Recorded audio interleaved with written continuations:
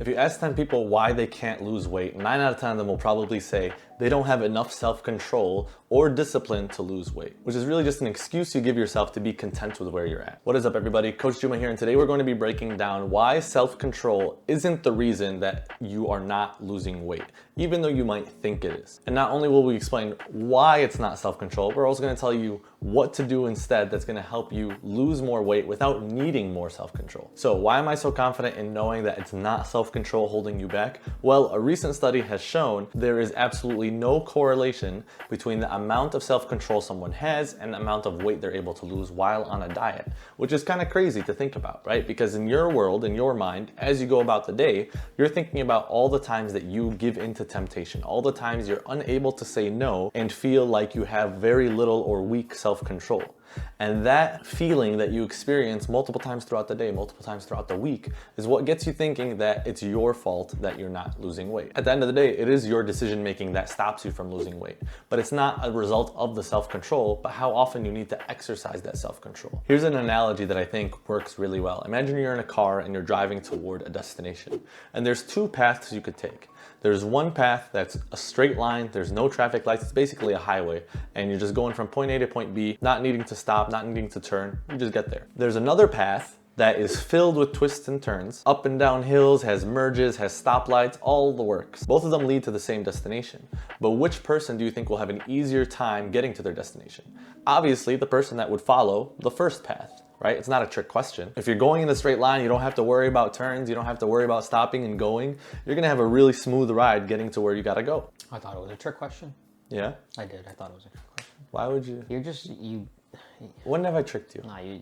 Come on, I'm a good guy. They don't know. They don't know? They're never gonna know what you do to me behind the scenes. They're never gonna know. Wow. We actually have an agreement that you can't even mention that. So. Okay, fine. Then I'll cut it out. Whatever. Yeah.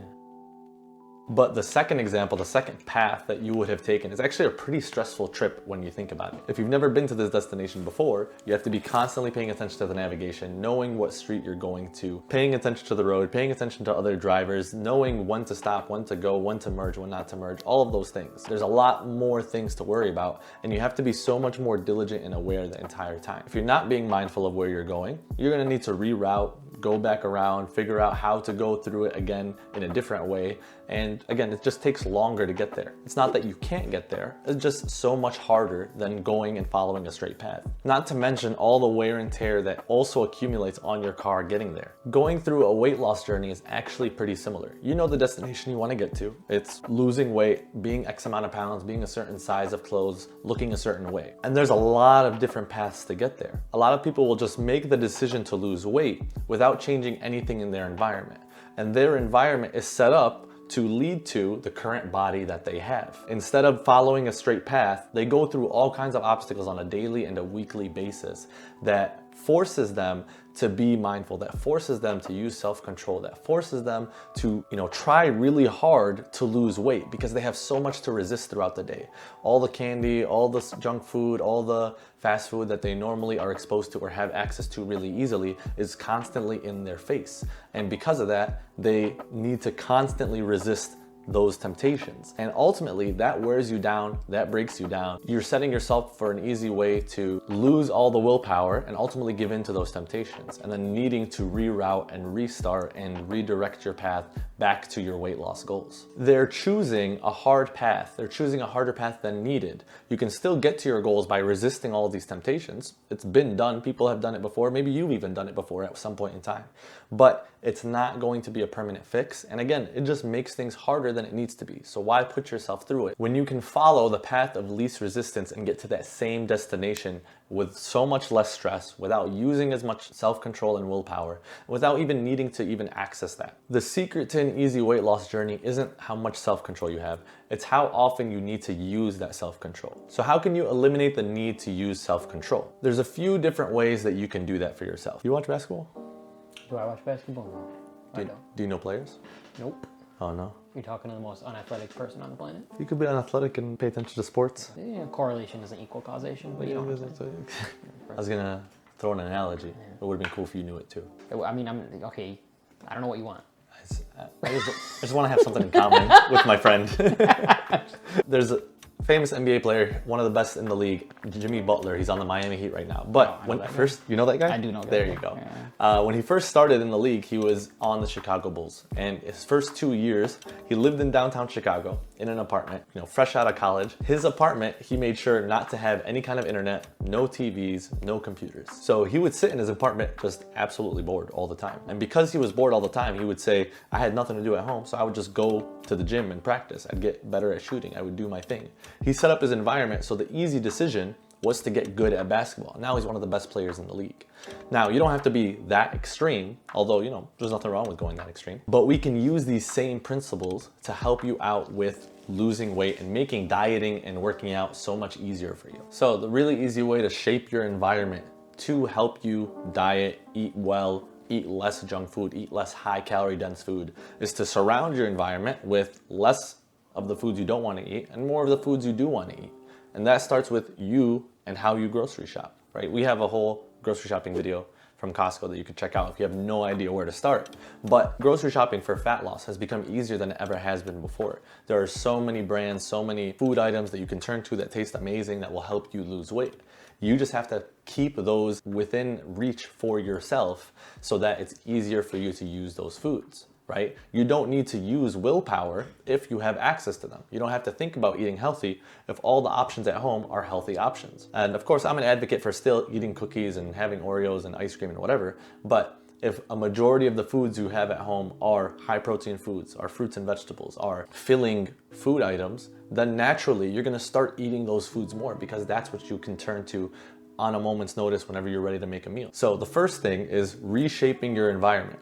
Going through and auditing your fridge, auditing your pantry to remove high calorie foods that increase temptation, increase the likelihood of you overeating, reduce the likelihood of you eating healthier foods so that weight loss and eating healthy and following a diet is easier for you than otherwise. So just having the inventory of healthy foods and reducing the inventory of unhealthy foods or high calorie foods is one way to go about it. Now, again, we don't want to eliminate these foods entirely unless they're high trigger foods. Then it would be helpful to eliminate them for a period of time. But still having them and enjoying them when you want to and mindfully is going to be great. You know, you can still do that and lose weight at the same time. The second part of making this successful is creating more resistance for the foods you don't want to have and have access to or don't want to have as much of, and creating less resistance for the foods you want to have more of. There's a number of ways that you can do this. A really easy example is people will buy fruits, buy vegetables, and they'll store them in the drawers where it's hard to see and out of sight. And they'll keep all the processed foods, high calorie foods, low nutrient dense foods on the shelves so that when you open the fridge, it's the first thing you see. If you just switch those positions, you'll see the healthier, low calorie, high nutrient dense foods more often, and you'll be more likely to grab them when you open the fridge. When the unhealthy, high calorie, low nutrient dense foods are in the drawer or in the back of the fridge and hard to reach, you will only really grab them when you actually want those foods, as opposed to just mindlessly having them. Said differently, you want to make the healthier foods more obvious to have, and you want to make the unhealthy foods less obvious to have. That's one way of creating resistance and reducing resistance for the foods you want to have and don't want to have. Now, what are other ways that you can do that? One thing is, for foods that aren't in the fridge, you want to put the unhealthy foods in hard to reach places. So my method for storing the fat snacks, as some of my clients call it, and the high calorie foods and things you shouldn't be having too often, is to put it in that awkward cabinet that's on top of the fridge that's really hard to reach. Some people probably need a stool to get there. That's a really great spot to put those foods in so that when you do want to have it, again, it's an intentional choice because you have to go through a lot of trouble to get it. It's not an easy access thing. Whereas, you put fruits or a bowl of fruits out on the table for you to always quickly grab whenever you need to. Really simple shifts in how you place things around your house will create these changes. This works really well in any kind of convenience store, in any place that sells stuff. They place stuff intentionally throughout the store so that you're more likely to buy them because of where they are. You'll remember that, oh, I do kind of need this thing, so I'm gonna grab it. That's what the whole candy section by the cash register is in the supermarket. It's those quick snacks that you're looking for right now because you're gonna be putting the groceries away at home because you won't have time to cook today. Cafeterias in nursing homes, hospitals, whatever, they have water bottle stations throughout, and they were able to increase the sales of water bottles because of where they placed those stations. They put it next to food items that really require you to drink water. They put it next to the cash register to remind you, oh, I do need a drink with my food. And It helps you make that better decision to stay hydrated, and it also helps the company obviously sell something. Again, these are the same principles that you can use that have been proven to work on a larger scale you can bring into your home. Another way to create resistance for the foods you don't want to have is to use single serving packages of those foods. This will give you a natural stopping point. You know, if you buy a pack of Oreos with 4 giant sleeves in it, you don't have to force yourself to stop because it's really easy to keep going. You have to make a harder decision that has a little more resistance to grab another pack, open it up to have another 3, right? And even then, you still have another natural stopping point so that you avoid overdoing it. Whereas again, if you have the giant pack, there's no clear stopping point. You can eat an entire half of it without even realizing it until it's too late. Creating less resistance for the foods you do want to have is purchasing them or prepping them in advance so that it's easy to consume them. If you have a pineapple fruit in your fridge and you just leave it as the full fruit, you're gonna wait a long time until you're able to eat that because you have to cut it up, slice it, chunk it, peel it, all that stuff. Whereas if you buy it already chunked or already sliced up, or when you get it from the store, you slice it up that same day, you will be able to easily grab and access it because it's already prepared. And this is the idea of why meal prep usually works really well for people that follow through with it or purchase it. It's already prepared meals. It's not so much the types of foods that you have or how much calories it is, that's part of it. It's giving yourself an easier decision for future meals. They're already prepared, it's the best thing to do. It would be harder to grab something unhealthy. You'd have to go out of your way to avoid this meal because it's already ready for you to have. And you can use the same principle. Maybe you don't want a meal prep. Maybe, you know, you find it gross, it's too time consuming, whatever. Every grocery store has a section of already prepped meals that you just have to microwave and be done with. In the frozen section, in the heated section, Costco and a lot of other major grocery stores, they have full rotisserie chickens that you can always turn to pull apart chicken from and have a really easy protein source that you can mix and match and put onto anything, whether it's a sandwich, a salad, stir fry, whatever. And now if you were to imagine your kitchen set up in this way, if you were to imagine you grocery shopped and made everything really easy for you to have, I think you would realize I don't need to use as much self-control as I thought. Everything would be laid out for you. Everything would be really easy for you. It takes a little work on the front end to have those prepared, to make those decisions at the grocery store, to change and audit your refrigerator, your pantry, and your kitchen as a whole. But once that's done, it's smooth sailing for you the rest of the way. You're going to be on the highway to success and really easy fat loss because you don't have to worry about using and exercising your self-control so often. Everything is already done for you. And these are the same principles that I use with all of my coaching clients and when I designed the free Stupid Simple cookbook.